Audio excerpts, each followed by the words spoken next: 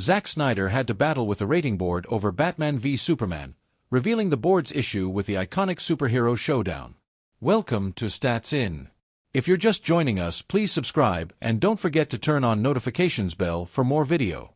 Released back in 2016, almost a decade ago, the film is one of Snyder's most contentious films of all time.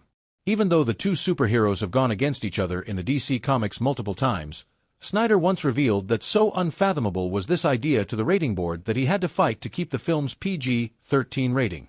Zack Snyder's DCU, or what we more commonly call Snyderverse, is long dead and gone.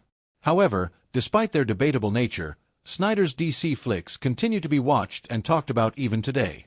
One of these flicks is the horrendously reviewed Batman v Superman, Dawn of Justice.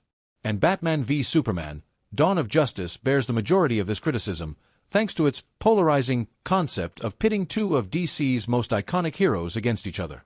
The concept was thought to be found so problematic for the big screen that the Motion Picture Association wanted to give the film an R rating instead of a PG-13.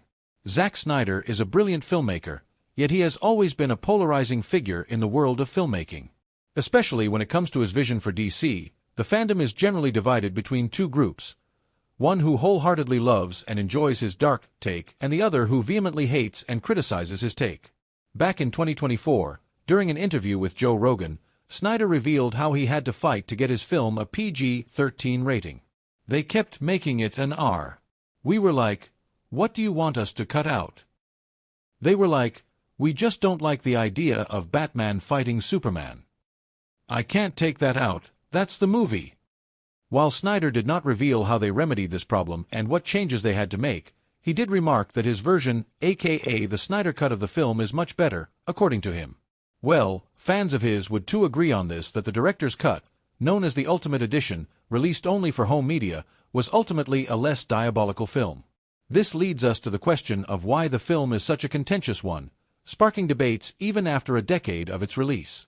The film's divisive nature stems from a combination of bold creative choices, tonal complexities, and unmet expectations. Batman v Superman, Dawn of Justice is rumored to have been made against a budget of $250 million to $325 million, via The Hollywood Reporter. Despite the huge spending, the film was not as successful a feature as one would have expected, grossing only $874 million worldwide, via Box Office Mojo. While it did manage to remain in profit, the film was a critical failure and currently has only a 29% rating on Rotten Tomatoes. Deviating from the conventional superhero formula, Snyder offered a darker and more mythic interpretation of DC's Batman and Superman. While this shift alienated a lot of fans, who disliked the film's somber tone and philosophical themes, others called the film lazy, lacking, and irrational in a lot of its plot choices.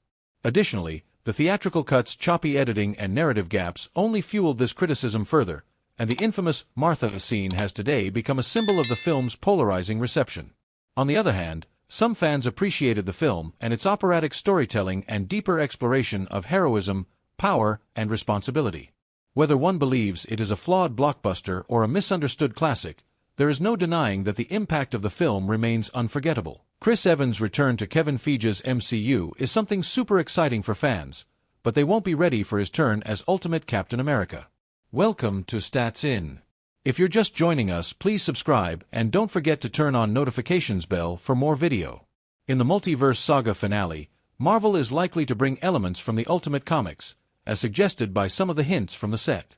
The Ultimate Comics explored an alternate universe, Earth 1610, where the heroes familiar to us have completely different backstories.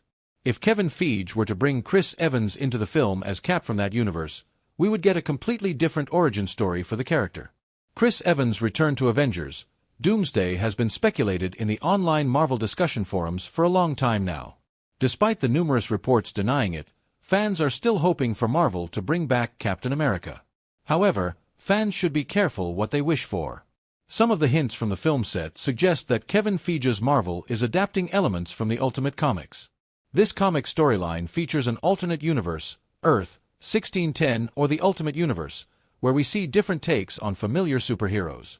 The backstory of Captain America in this universe will forever change what you know about the superhero. Around this time, Cap is found on the ice and returns to fight alongside the Avengers, or as they are known in this world, the Ultimates. When Red Skull and his AIM soldiers attempt to steal the blueprint for Reed Richards' cosmic cube from the Baxter Building, Cap and Hawkeye arrive to stop the theft. He successfully executes the theft and encounters his father in the helicopter.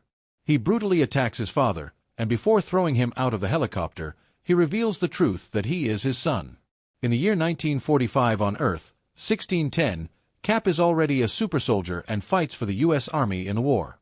He spent one last night with his girlfriend, Gail Richards, before he got deployed to Europe. During the war, Cap goes MIA in Iceland. 4 months later, Gail finds out that she is pregnant with Steve Rogers' son.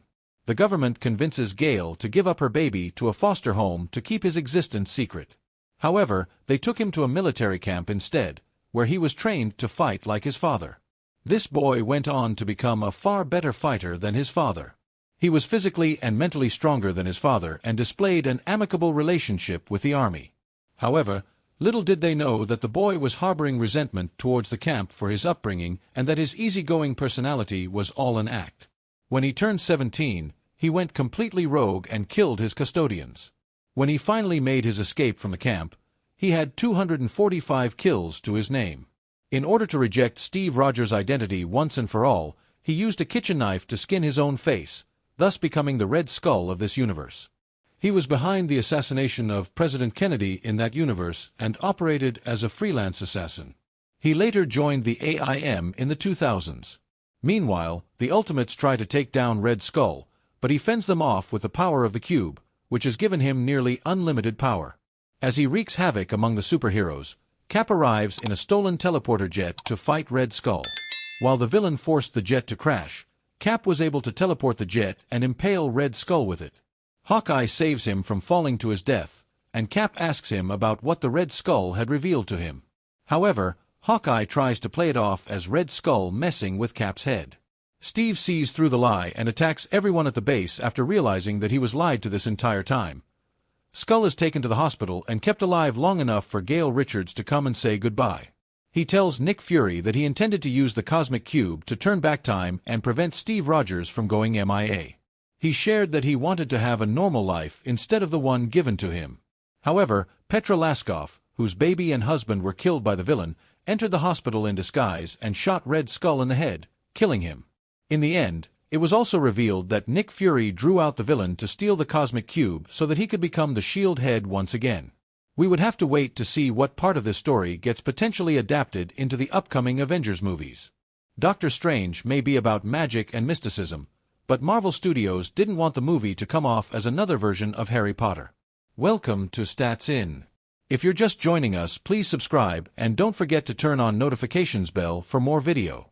Doctor Strange was a blockbuster hit and a critical success for Marvel Studios after earning $677 million at the box office. It was the first time they challenged the genre of superhero movies by introducing a sorcerer as its main character. In the world of comic book heroes, Dr. Stephen Strange stands out in a good way because he breaks the rules of superhero movies. Magic and mysticism are the heart and soul of his story, and director Scott Derrickson had